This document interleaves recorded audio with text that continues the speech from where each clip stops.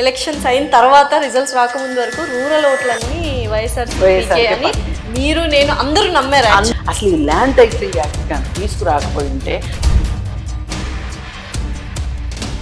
ఈ 100 రోజుల చర్చ ఉంటుంది. ఈ పాలన అనేది ఎలా ఉండబోతోంది అంటే మీరేమంటారు? ఒక ఓటు వెయ్యాలి అనిపించడానికి, వెయ్యొద్దు అనిపించడానికి అసలు ఈ 10 సంవత్సరాలు ఒక్కళ్ళకి రేషన్ కార్డు ఇవ్వాల, 90 లక్షల కార్డులు అట్లా పెట్టున్నాయి. ఈ వైఫల్యం ఎవరిది?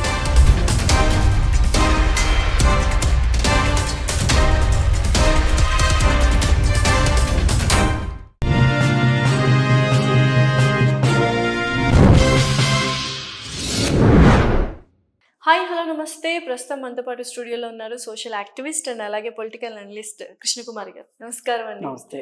ఇప్పుడు ఎలాగైతే తెలంగాణలో 100 రోజుల పరిపాలన అనేది ఎంత ఫేమస్ అయిందో, దానికోసం ఎంతమంది వెయిట్ చేశారో, 100 రోజుల చర్చే.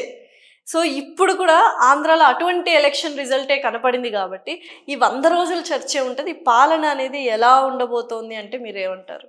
100 రోజుల్లో బ్రహ్మాండం బద్దలవుద్ది అంటే మటుకు అవ్వదు.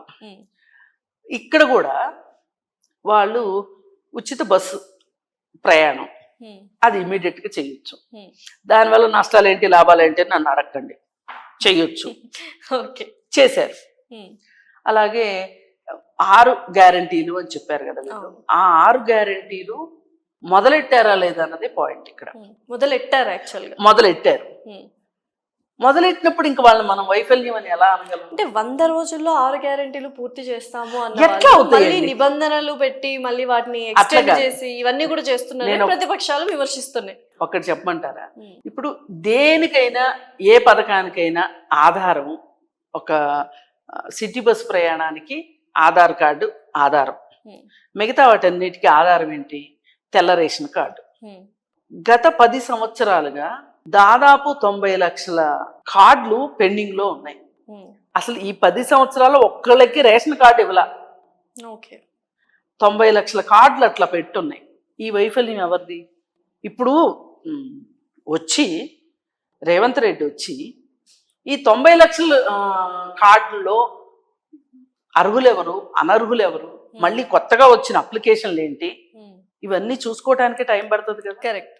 మరి మీరు ఏ పార్టీ అయినా ప్రామాణికం మట్టుకు అసలు వీళ్ళు బిలో పవర్టీ లైన్ కింద ఉన్నారా లేదా, అసలు ఈ పథకానికి వీళ్ళు అర్హులా లేదా కాదా, అది చూడాలి. స్క్రీనింగ్ అవ్వాలి అంటే దానికి ప్రామాణికం రేషన్ కార్డు. ఇప్పుడు రేషన్ కార్డు లేని వాళ్ళు అప్లై చేసుకున్నారు. వాళ్ళు ఎలా అప్లై చేసుకున్నారు? వాళ్ళు రేషన్ కార్డుకి అప్లై చేసినప్పుడు వాళ్ళకు ఒక వస్తుంది కదా, ఒక ఎక్నాలజ్మెంట్ వస్తుంది కదా, ఎక్నాలజ్మెంట్ పెట్టి అప్లై చేసుకున్నారు. అసలు వీళ్ళకి ఇవ్వచ్చా ఇవ్వకూడదా రేషన్ కార్డు అనేది టైం టేకింగ్ ప్రాసెస్. అందుకే మీరు 100 రోజులు ఏమీ చేయలేదు అంటే అవదు. అంటే 100 రోజుల్లో చేద్దామని వాళ్ళకి చిత్తశుద్ధి ఉన్నా చెయ్యలేని పరిస్థితుల్లో మీరు చేసి పెట్టారు పరిపాలన. మరి ఇప్పుడు అసలు ఎందుకు రేషన్ కార్డులు ఇవ్వలేదు చెప్పండి? 10 సంవత్సరాలు నువ్వు చేయలేని పని 100 రోజుల్లో రేవంత్ రెడ్డి దగ్గర నుంచి మీరు ఎట్లా ఆశిస్తారు? మరి ఇటువంటి విషయాలే మనము ఈ 100 రోజుల పరిపాలన ఆంధ్రప్రదేశ్ లో తీసుకొస్తామా? ఇలాగే ఉంటది. మొదలెడతారు. ఇప్పుడు అమరావతిలో ఆల్రెడీ క్లీనింగ్ స్టార్ట్ చేశారు. ఇప్పుడు క్లీనింగ్ స్టార్ట్ చేయకుండా అమ్మయ్య మనం ఎలక్షన్స్ లో గెలిచాము, కొన్ని రోజులు ఏవైనా సరే రెస్ట్ తీసుకోవాల్సిందే. తీసుకోవడానికి లేదు అసలు. అదే నేను అంటున్నా. ఊపిరి సలపకుండా, ఊపిరి తీసుకోకుండా పని మొదలెట్టాలి. మొదలెడితేనే ఏమైనా అక్కడ పని చేస్తున్నట్టు కనిపిస్తుంది. మీరు ఇప్పుడు రిలాక్స్ అయ్యేదానికి లేదు. కానీ ఒకటే నమ్మకం ఏంటి అంటే చంద్రబాబు నాయుడు రిలాక్స్ కాడు అనే సంగతి అందరికీ తెలుసు. పని రాక్షసుడు అని తెలుసు. అతనికి ఎలా పని చేయించుకోవాలో అధికారులకు తెలుసు. చేయిస్తాడు. ఇది అక్కడ మొదలైంది. దేది అమరావతి దగ్గర మొదలైంది. డిఎస్సి అన్నాడు. డిఎస్సి మీద మొదటి సంతకం అన్నాడు. మరి వేస్తాడా? ఇప్పుడు ఫైల్స్ అంటూ స్టార్ట్ అయినాయి, మూవ్ అయినాయి, వేరే ఫైల్స్ మీద సంతకాలు వచ్చేసినాయి అంటే తెలియకుండా ఎవరికి ఉండదు కదా.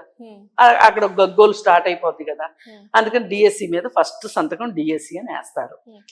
దానికేం పెద్ద కష్టం లేదు డిఎస్సి వేయటానికి. ఎందుకంటే రాయటానికి బోల్డ్ మంది రెడీగా ఉన్నారు, అభ్యర్థులు ఉన్నారు. వాళ్లే ఓడించారు ఒక రకంగా జగన్మోహన్ రెడ్డిని. ఈయన మెగా డిఎస్సి వేస్తాను అని చెప్పి మెగా డిఎస్సి వేయకపోవడానికి కారణం ఏంటంటే ఆర్థిక కారణం మాత్రం కాదు. ఆయన ప్రైవేట్ విద్యను ప్రోత్సహించదలుచుకున్నాడు. ప్రభుత్వ బడులను ముయ్యాలని డిసైడ్ చేసుకున్నాడు. అందుకే టీచర్లు అక్కర్లేదు, ఆయన గవర్నమెంట్ టీచర్లు అక్కర్లేదు. టీచర్లు ఉన్నారనుకోండి, అపాయింట్మెంట్ లెటర్ ఇచ్చే జీతం ఇవ్వకపోతే కుదరదు కదా. అందుకని చెప్పి అసలు టీచర్లే వద్దనుకున్నాడు ఆయన. వద్దనుకుని బొత్స సత్యనారాయణ చేత ఒక ప్రెస్ మీట్ పెట్టించి ఒక మాట చెప్పించాడు. ఏంటంటే, టీచర్ల కొరత ఉంది, ప్రభుత్వ టీచర్ల కొరత, కాబట్టి మేము స్కూళ్లను విలీనం చేస్తున్నామని ఒక 90 స్కూళ్లను విలీనం చేశారు. ఇంత బద్మాష్ పని అంటే అది అసలు మామూలుగా కాదు. ఇందులో విలీనం చేశారు 4-5 స్కూళ్లను కలిపి ఒక్కొక్క స్కూల్ చేశారు. అంటే ఊర్లలో మనం కొంచెం దూరంకి వెళ్ళి చదవాలి. ఇప్పుడు చూడండి, అసలు గవర్నమెంట్ బడికి ఎవరు వెళ్తారు? పేదోళ్ళు వెళ్తారు. వాళ్ళు ఒక వ్యాన్ ఎక్కించగలిగే డబ్బులు ఉంటాయా వాళ్ళ దగ్గర? ఇప్పుడు అసలు గవర్నమెంట్ స్కూల్కి ఎందుకు పంపిస్తారు? ఫీజులు ఉండవు, యూనిఫామ్ ఫ్రీగా ఇస్తారు, పుస్తకాలు ఫ్రీగా ఇస్తారు, మధ్యాహ్న భోజనం పెడతారు, నడుచుకుని వెళ్ళొచ్చు. బట్ నాడు నేడు ప్రోగ్రామ్ బాగా సక్సెస్ అయింది కదా, దాని వెనకాల ఉన్న మతలబ్ ఏంటి అనేది మీరు చెప్పబోతున్నారు. నేను నాడు నేడు గురించి మాట్లాడట్లేదు, ఇంకా మనకు టాపిక్ అక్కడ దాకా రాలా. మీరు మీ లక్ష్యాలు చాలా బాగున్నాయి, కానీ ఆ లక్ష్యాలని అమలు పరిచే దీంట్లో మీరేం చేశారన్నది ప్రపంచానికి ఒక రోజు కాదు ఒక రోజుకైనా తెలుస్తుంది కదా. మీరు టీచర్ల కొరత కారణంగా స్కూళ్లను విలీనం చేశారు అన్న దాని దగ్గర గురించే నేను మాట్లాడుతున్నా. ఎందుకు మీరు విలీనం చేయాల్సి వచ్చింది స్కూళ్ళని? ఏం గవర్నమెంట్ స్కూల్ ఉంటే తప్ప? చిన్నప్పుడు నేను గవర్నమెంట్ స్కూల్కి వెళ్ళా, మా అక్క అన్నయ్యలు కూడా గవర్నమెంట్ స్కూల్కి వెళ్ళారు. గవర్నమెంట్ స్కూల్కి వెళ్ళాము, ఆ తర్వాత ఏదో కాన్వెంట్ వస్తే, నేను చదువుకునే రోజులు వచ్చేసరికి కాన్వెంట్ వచ్చింది, కాన్వెంట్కి పంపించారు, అది వేరే విషయం. ఆ కాన్వెంట్ కనుక ఆ ఊరికి రాకపోయి ఉంటున్నట్లయితే నేను గవర్నమెంట్ స్కూల్కి వెళ్ళేదాన్ని. గవర్నమెంట్ స్కూల్ తర్వాత చిన్నప్పుడు అది బోర్డీ స్కూల్ అంటారు, ప్రాథమిక పాఠశాల, దానికి వెళ్ళి ఆ తర్వాత ఉన్నత పాఠశాల కూడా అది గవర్నమెంట్దే. మేమేమి ఫీజులు కట్టలా, గవర్నమెంట్ స్కూల్లోనే చదువుకున్నా. 10th క్లాస్ వరకు నేను గవర్నమెంట్ స్కూల్లో చదువుకున్నా. ఇంటర్మీడియట్ ప్రైవేట్ కాలేజీలో చదువుకున్నా, డిగ్రీ మళ్ళీ గవర్నమెంట్ కాలేజీలో చదువుకున్నా. అసలు నా చదువుకి ఏం ఖర్చు అయిందండి? నా మొత్తం డిగ్రీ వరకు చదివిన చదువు, పైగా నాకు మెరిట్ స్కాలర్షిప్ వచ్చింది ఇంటర్మీడియట్లో. 10th క్లాస్లో వచ్చిన మార్కులు బట్టి ఆ డబ్బులే నాకు డిగ్రీ వరకు సరిపోయినాయి. మళ్ళీ డిగ్రీలో నాకు ఈబీసీ స్కాలర్షిప్ వచ్చింది. అసలు నా చదువుకి ఏమీ ఖర్చు కాల. అదే నేను మళ్ళీ మా అమ్మాయి విషయం దగ్గరికి వచ్చేసరికి, నా పిల్లల దగ్గరికి వచ్చేసరికి, నా ఎడ్యుకేషన్ మొత్తం అయిన ఖర్చుతోటి వాళ్ళకి 1 సంవత్సరం చదువు రాదు. ఇప్పటికైతే ఇప్పుడైతే అసలు ఊహించలేం. ఆ రోజు కట్టిన ఫీజులే సంవత్సరానికి 10,000 కడితేనే అమ్మో అయ్యో అనుకున్నాం మా పిల్లలు చదివేటప్పుడు. ఇప్పుడైతే అసలు లక్షలు అవుతున్నాయి, సంవత్సరానికి లక్షలు అవుతున్నాయి. అది మరి ఇలాంటి పరిస్థితుల్లో ఉద్యోగాలు ఉన్నవాళ్ళు, వ్యాపారాలు ఉన్నవాళ్ళు, ఆస్తులు ఉన్నవాళ్ళు ప్రైవేట్ స్కూల్ పంపించి చదివించుకోగలరు. అసలు పల్లెటూర్లలో వాళ్ళు ఆటోలు ఎక్కించి స్కూల్కి పంపించగలరా? అసలు మీరు విలీనం చేయడం వెనక మళ్ళీ టీచర్లు లేరు అనే, పిల్లలు లేక స్కూళ్ళని విలీనం చేశామని చెప్పడం వేరు, టీచర్ల కొరతతోటి మేము విలీనం చేశామని చెప్పడం. అసలు మీరు మెగా డిఎస్సి వెయ్యింది ఎందుకో ఈ ఒక్క ప్రెస్ మీట్ని బట్టి అర్థమైపోయింది. ఇప్పుడు ఈయన అంటే రెండో వాళ్ళు ఏ కార్నర్కి వెళ్ళలేదో చూసుకుని ఆ కార్నర్కి వెళ్ళి దాన్ని బయటికి తీసుకొచ్చి, ఇప్పుడు వాళ్ళ లోపాలే మీ గెలుపుకు కారణం, కానీ అవే పనులు మీరు చేస్తే రేపు పొద్దున మీరు కూడా మళ్ళీ అదే పని అవుతుంది. అది గుర్తుపెట్టుకోవాలి. ఇప్పుడు రెండో ఫైలు ల్యాండ్ టైటిలింగ్ యాక్ట్. ఒక రకంగా జగన్మోహన్ రెడ్డి ఇంత స్థాయిలో ఓడిపోవటానికి ల్యాండ్ టైటిలింగ్ యాక్ట్, మరి 11 సీట్లే రావటం వెనకమాల ల్యాండ్ టైటిలింగ్ యాక్ట్ దాన్ని తప్పుగా ప్రచారం చేశారు అని చాలా మంది అంటున్నారు. కానీ ల్యాండ్ టైటిలింగ్ యాక్ట్ అంటే ఇది అని ఒక ఇంటర్వ్యూలో రజనీకాంత్ గారు తీసుకున్న ఇంటర్వ్యూలో జగన్మోహన్ రెడ్డి గారు స్పష్టం చేశారు, ఇది అసలు యాక్చువల్ ల్యాండ్ టైటిలింగ్ అంటే అని. మీరేమంటారు? అసలు ఇప్పుడు ఆయన ఫోటో పెట్టాలనుకున్న కాంక్షే ఆయన్ని కొంపముంచిందండి. 1907వ సంవత్సరంలో 8వ సంవత్సరం పాయింట్ ఎందుకు ఆయన అడగలేకపోయారు? అదే చెప్తున్నాను. 1907-8 సంవత్సరంలో బ్రిటిష్ వాళ్ళు పొలాలన్నిటికీ హద్దులు సరిహద్దులు వేసి కొలతలు వేసి పెట్టారు. దానివల్ల అసలు వివాదమే లేదు. వివాదం ఏమన్నా ఉంటే అంటే ఇప్పుడు భూమి మొత్తం అయితే మాయమైపోలా, మాయమైపోయిన భూమిని మీరు తీసుకురావడానికి మీరు యాక్ట్ తీసుకురాలా. ఇప్పుడు మాకు 1 ఎకరం పొలం ఉందండి.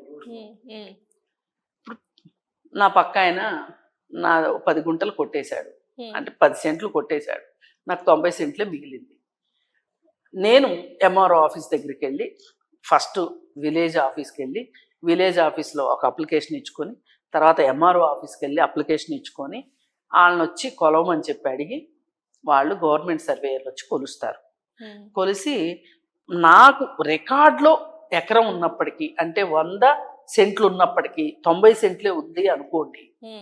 ఇప్పుడు పక్క అతని రికార్డులో అతనికి 90 సెంట్లే రికార్డులో ఉండి 100 సెంట్లు పొలం ఉందనుకోండి, నిర్ద్వందంగా 10 సెంట్లు ఇటు కలుపుతారు.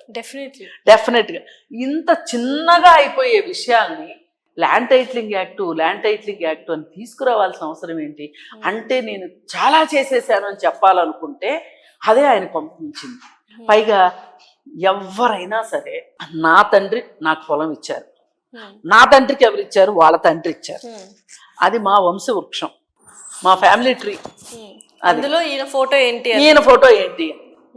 అది కరెక్టే కదండి. ఎందుకు ఉండాలి? ఉంటే రాజముద్ర ఉండాలి, గవర్నమెంట్ ముద్ర ఉండాలి.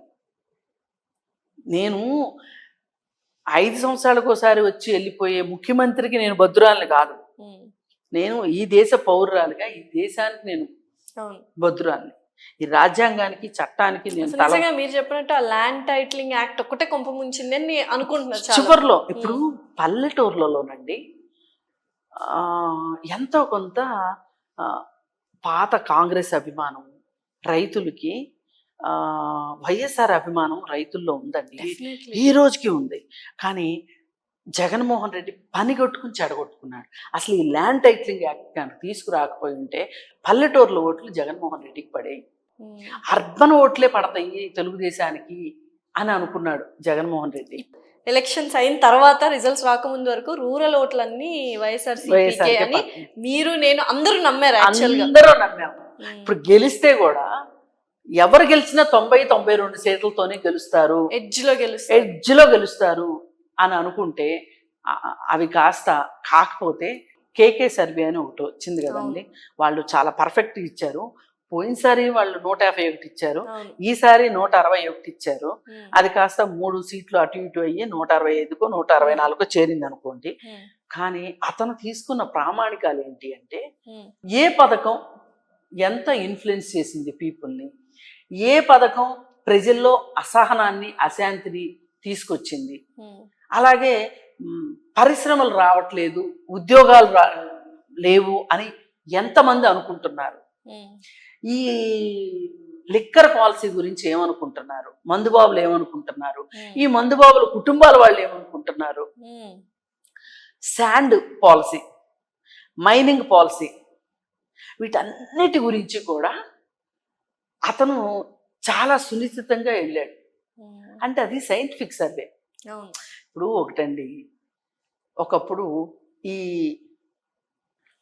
పెద్ద పెద్ద టెస్టులు లేని రోజుల్లో హాస్పిటల్స్లో డాక్టర్ నాడి చూసి మందులు ఇచ్చేవాడు, లక్షణాలు చూసి, బాడీలో లక్షణాలు చూసి జబ్బు ఏంటో నిర్ణయించి మందులు ఇచ్చేవాడు. ఇప్పుడు అలాంటి డాక్టర్ ఎవరన్నా ఉంటే ఆ డాక్టర్ దగ్గరికి వెళ్ళడానికి సిద్ధంగా ఉన్నారా ఎవరైనా పేషెంట్లు? మేము వెళ్ళాలి, డబ్బులు ఖర్చు అయిపోయినా పర్వాలేదు, మాకు టెస్టులన్నీ జరగాలి, పేపర్ చూడాలి. ఒక డాక్టర్ కూడా నేను అసలు ఎందుకు అంత సమయం పెట్టాలి వాళ్ళ మీద? తప్పవచ్చు, రైట్ అవ్వచ్చు, మిషన్ అయితే అబద్ధం చెప్పదు కదా కదా. మరి అలాగే కేకే సర్వే కూడా ఈరోజు మనుషులు ఒకప్పుడు వేద్దామా వద్దా, వెయ్యాలా వద్దా డెసిషన్ తీసేసుకునేవాళ్ళు. ఊగిసలాట్లు చాలా తక్కువ ఉండేవి. ఇప్పుడు ఊగిసలాట్లు ఎక్కువైపోయింది. నాడిని పట్టుకోవటం కష్టమైపోతుంది రాజకీయ నాయకులకి. అందుకే వాళ్ళు ఏజెన్సీల ద్వారానో లేకపోతే ఇలా సర్వేలు చేసే వాళ్ళ మీదనో ఆధారపడాల్సిన పరిస్థితి వచ్చింది. అయితే ఈ సర్వేయర్లు ఏదో ల్యాండ్ కొలతలు వేసినట్లు, ల్యాండ్ కొలతలు వేసే సర్వేయర్ లాగా చేస్తే, మొక్కుబడిగా చేస్తే అయ్యే పని కాదు. అలా సైంటిఫిక్గా సర్వే చేయి. సైంటిఫిక్గా సర్వే చేశాడు కాబట్టి అతనికి ఆ రిజల్ట్ వచ్చింది. ఇది ఒక సైన్స్ అండి, సర్వే కూడా. పిహెచ్డి స్టూడెంట్స్ చేస్తారు. మేము ఏం తీసుకుంటాం, అసలు ప్రామాణికాలు ఏంటి, అసలు మనం మొత్తం స్టడీ చెయ్యాలి అంటే ఒక ఓటు వెయ్యాలి అనిపించటానికి, వెయ్యొద్దు అనిపించటానికి వాళ్ళని ఇన్ఫ్లుయెన్స్ చేసే అంశాలు ఏంటి అనేది వెతకాలి. అవన్నీ అతను చేశాడు. ఇది నిజంగా ఒక రాజకీయ నాయకుడు కూడా తల బిరుసు రాకపోతే, చుట్టూ కోటర ఏర్పడి పొగిడేవాళ్ళు లేకపోతే ఒక రాజకీయ నాయకుడు కూడా అర్థమవుతుంది.